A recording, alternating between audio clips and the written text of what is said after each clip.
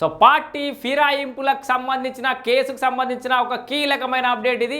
So party ఫిరాయింపుల case ఏదైతే ఉందో అది చాలా ఆసక్తిని రేపుతోంది. చాలా రోజుల నుంచి అయితే అందరూ ఆసక్తిగా ఆతృతగా అయితే ఎదురు చూస్తున్నారు. అసలు ఏం జరగబోతోంది, ఈ 10 మంది పార్టీ మారిన ఎమ్మెల్యేల మీద అనర్హత వేటు పడదా అని చెప్పేసి కేటీఆర్ అయితే వీటి అంశాల మీద వీళ్ళ మీద అనర్హత వేటు వేయాలని చెప్పేసి అయితే సుప్రీంకోర్టును ఆశ్రయించడం జరిగింది. అది వాయిదాల మీద వాయిదాలు పడుతూ వచ్చింది. సో ఇప్పటివరకు అయితే ఇప్పుడు అందుతున్న వార్త ఈ పార్టీ ఫిరాయింపు ఎమ్మెల్యేలకు సంబంధించిన ఆ కేసు మళ్ళీ వాయిదా పడింది. ఈ నెల 25వ తేదీకి అయితే వాయిదా పడ్డదట. సో 22 తారీఖు లోపల దీనికి సంబంధించి వివరణ ఇవ్వాల్సిందిగా ప్రతివాదులకు సుప్రీంకోర్టు అయితే నోటీసులు జారీ చేసింది. సో దాంట్లో నోటీసులు ఎవరెవరికి పంపించిందంటే రాష్ట్ర ప్రభుత్వానికి ఒకటి, రాష్ట్ర ప్రభుత్వం,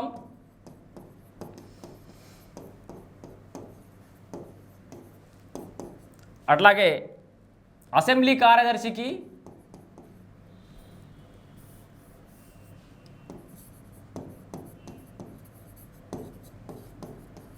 సో వీళ్ళందరికీ సుప్రీంకోర్టు అయితే నోటీసులు ఇచ్చింది 22 తారీఖు లోపల ఎక్స్ప్లెనేషన్ ఇవ్వాలని చెప్పేసి. అట్లాగే హైకోర్టు యొక్క రిజిస్ట్రార్కి,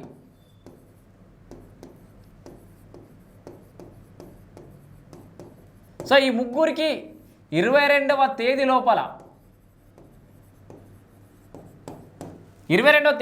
వీళ్ళందరూ విచారణ అంటే వివరణ ఇవ్వాలి. అసలు ఏది మీకు ఎన్ని రోజులు కావాలి అని చెప్పేసి కూడా సుప్రీంకోర్టు అసహనం కూడా వ్యక్తం చేసినట్టుగా తెలుస్తుంది. ఎందుకంటే వాయిదాల మీద వాయిదాలు కోరుతున్నారు, టైం తీసుకుంటూనే ఉన్నారు. ఇంకెప్పుడు దీని మీద నిర్ణయం తీసుకుంటారని సుప్రీంకోర్టు కూడా ఆగ్రహం వ్యక్తం చేసినట్టుగా మన వార్త అందుతోంది. సో అయితే అప్పటి వరకు అయితే 25వ తారీఖు, మళ్ళీ విచారణ 25 నాడు ఉందట. సో అప్పటి వరకు అయితే ఈ ఎమ్మెల్యేలు అందరూ అయితే సేఫ్ అని చెప్పుకోవచ్చు. మరి అప్పుడు రిజల్ట్ ఏమొస్తుందో కూడా మనం ఎదురు చూడాలి. కానీ 25 తారీఖు వరకు అయితే ఈ విచారణ అయితే వాయిదా పడ్డది. దీంతోపాటు ఈ అసలు వాస్తవానికి ముందు ఒకసారి మనం యాంటీ డిఫెక్షన్ లా గురించి ఒకసారి తెలుసుకున్నట్టయితే, యాంటీ డిఫెక్షన్ లా అనేది పార్టీ ఫిరాయింపుల చట్టం అనేది ఏదో నామకే వాస్త అయిపోయింది. ఎందుకంటే ఇది 1985లో యాంటీ డిఫెక్షన్ లా ఎప్పుడైతే తీసుకొచ్చారో అప్పుడు ఆ టైంలో ఒకసారి ఒకే వ్యక్తి 3 సార్లు ఒకటే రోజు 3 పార్టీలు మారినట ఒకసారి. సో ఆ తర్వాత దాని మీద కొంచెం బాగా కాన్సన్ట్రేషన్ చేసారు. 1985లో యాంటీ డిఫెక్షన్ లా అని తీసుకొచ్చారు. అయితే విషయం ఏంటంటే ఇక్కడ అసెంబ్లీ స్పీకర్ ఎవరైతే ఉన్నారో స్పీకర్ అనేది ట్రిబ్యునల్, యాక్చువల్గా ఇదే ట్రిబ్యునల్ స్పీకర్. ఇవన్నీ రాజ్యాంగ వ్యవస్థలే. స్పీకర్ కానీ గవర్నర్ కానీ వాళ్ళందరూ కానీ ఈయన స్వతహాగా నిర్ణయం తీసుకునే అధికారం స్పీకర్కు ఉంది. ఈయన కావాలంటే వీళ్ళందరి 10 మంది ఎమ్మెల్యేలను డిస్క్వాలిఫై చేయొచ్చు. ఈయన దగ్గర అధికారం ఉంది. మళ్ళా కోర్టులో వీళ్ళకి డైరెక్షన్ ఇవ్వాల్సిన అవసరం అయితే లేదు. దీంట్లో అంటే వీళ్ళు వాస్తవానికి చాలా రాష్ట్రాలలో ఇప్పటికే గోవా కానీ, మణిపూర్ కానీ, ఇంకా ఎన్ని స్టేట్లలో, కర్ణాటక, అరుణాచల్ ప్రదేశ్లలో ఇప్పటికే వాళ్ళు నిర్ణయం తీసుకోవాలనుకున్న జాగాలో తొందర నిర్ణయం తీసుకుంటారు. ఇక్కడ గోవాలో వారం రోజులలో తీసుకురు. వారం రోజులలో అక్కడ పార్టీ మారిన ఎమ్మెల్యేల మీద యాక్షన్ తీసేసుకోరు. అట్లాగే కర్ణాటకలో 3 రోజులలోనే, వారం రోజులలోనే, కర్ణాటకలో 3 రోజులు. సో గోవాలో వారం రోజులలో డిస్క్వాలిఫై చేసిరు, కర్ణాటకలో ఒక 3 రోజులలో డిస్క్వాలిఫై చేసిరు. స్పీకర్ కావాలనుకుంటే డిస్క్వాలిఫై చేయాలంటే వారం రోజులలో 3 రోజులనే చేసి పడేయచ్చు. కానీ వద్దనుకుంటే ఇక గిన్ని నెలలు అయినా కూడా కాదు. సో ఇక్కడ నేను ఏమంటున్నా అంటే 1985 అంటే ఈ యాంటీ డిఫెక్షన్ లా పార్టీ ఫిరాయింపుల చట్టం ఎప్పుడైతే 1985లో వచ్చిందో ఆ టైంలో ప్రధానమంత్రిగా ఉన్నది ఎవరో తెలుసా? దేశ ప్రధానిగా ఉన్నది రాజీవ్ గాంధీ. సో రాజీవ్ గాంధీ గారి హయాంలోనే రాజీవ్ గాంధీ పీఎంగా ఉన్నారు. సో నేను రాష్ట్ర ముఖ్యమంత్రి రేవంత్ రెడ్డికి ఒకటి విన్నవిస్తున్నా.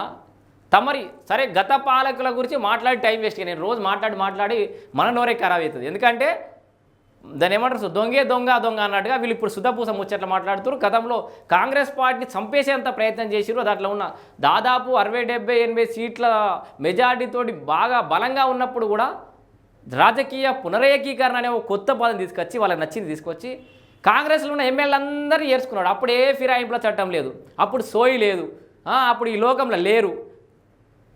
ఏం మత్తులో దూకుతారో అందరికి తెలిసిందే. ఇప్పుడు సడన్గా పార్టీ ఫిరాయింపుల చట్టం యాదకొచ్చింది ఆ పెద్ద మనుషులకి. ఓకే, సో ఇప్పుడైనా యాదకొచ్చింది. ఇప్పుడు రేవంత్ రెడ్డి గారిని ఏం కోరుతున్నానంటే, తమ కాంగ్రెస్ పార్టీ సంబంధించిన రాజీవ్ గాంధీ గారు ప్రధానమంత్రిగా ఉన్నప్పుడే ఈ లా తీసుకొచ్చిరట. సో వీలైతే ఆయనను గౌరవిస్తూ ఈ ఎమ్మెల్యేలను డిస్క్వాలిఫై అయ్యి ఇప్పుడు ఎవరైతే పార్టీ మారారో ఆ ఎమ్మెల్యేలతో మీకు వచ్చేది ఏం లేదు, చచ్చేది ఏం లేదు.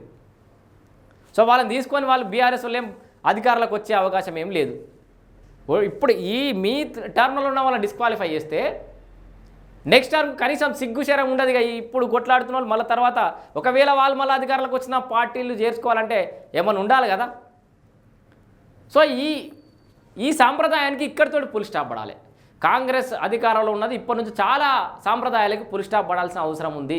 సో ఇష్టారీతిన సంక్షేమ పథకాలు ఇవ్వడం, ఉచితాలు మీరు ఇవ్వకున్నా తప్పలేదు. నేను రేవంత్ రెడ్డి గారికి అదే రిక్వెస్ట్ చేస్తున్నా. మీకు బ్యాడ్ నేమ్ వచ్చినా సరే మీకు పెద్ద పోయేది ఏం లేదు. ఈ ఉచితాలు ఎంత తగ్గిస్తే అంత మంచిది. ఎన్ని రోజులు ఇవ్వకుండా అన్ని రోజులు అయ్యి నేను ఓపెన్గా చెప్తున్నా. చాలామంది చదువుకున్న దాంట్లో గ్రాడ్యుయేట్స్లో చాలామందికి ఉన్న అభిప్రాయమే ఇది. ఈ ఉచితాలు బంద్ చేసినా సరే మాకు ఉద్యోగాలు ఇస్తుంది అన్నట్టే ఉంది. మీరు ఎన్ని ఉద్యోగాలు ఇస్తారో అన్ని ఉద్యోగాలు ఇచ్చుకుంటా పోరి. ఉచితాలు మొత్తం కంట్రోల్ చేయండి. మొత్తం తప్పియకపోయినా కనీసం అర్హులు ఎవరో, కావాల్సిన వాళ్ళు ఎవరో, నీడ్ ఎవరు ఉంటుందో, ఎవరికైతే అత్యవసరం ఉంటుందో వాళ్ళకి మాత్రమే ఈ సంక్షేమ పథకాలు ఇచ్చుకుంటారు రండి. మిగతా అనవసరంగా అందరికీ ఇవ్వాల్సిన అవసరం లేదు ఓట్ల కోసం. ఇక ఈ యాంటీ డిఫెక్షన్ లా అనేది 1985లో వచ్చింది. ఇవంతా తీసుకోరు. సో మొత్తంగా నేను చెప్పొచ్చేది ఏంటంటే ఇప్పుడున్న ఈ 10 మంది పార్టీ మారిన ఎమ్మెల్యేలకైతే ఇప్పటికిప్పుడు ఒక తాత్కాలికంగా ఊరటనైతే లభించింది. వాళ్ళందరి మీద ఇప్పుడే అయితే చర్యలు లేవు. 25వ తారీఖు దాకా వాయిదా పడ్డది. 22వ తారీఖు లోపల వాళ్ళు వివరణ ఇవ్వాలి రాష్ట్ర ప్రభుత్వానికి, అసెంబ్లీ కార్యదర్శికి, హైకోర్టు రిజిస్ట్రార్కి అయితే సుప్రీంకోర్టు నోటీసులు జారీ చేసింది. మరి 25వ తారీఖు నాడు ఏం వెలువడబోతుందో మనం ఎదురు చూడాల్సిందే. Thank you.